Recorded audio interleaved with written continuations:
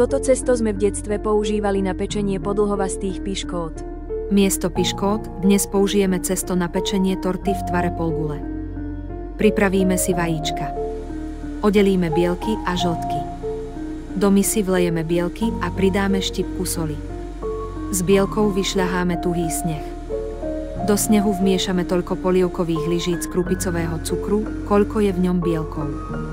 Miešame a za stáleho miešania po jednom vmiešavame žltky. Ručne do cesta vmiešame preosiatú múku. Toľko polievkových lyžíc, koľko je v ceste vajíčok. Cesto vlejeme do kvetináča v tvare polgule vytretej maslom a vysypanej múkou. Alebo jemne nastrúhanými orechmi. Pečieme vo vyhriatej rúre na 185 stupňov na zápare asi 45 minút. Po vychladnutí vyklopíme, môžeme rozrezať, naplniť krémom a dozdobiť.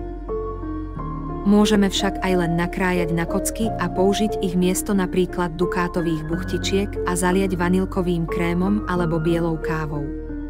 Verte, že je to výborná malsota na raňajky.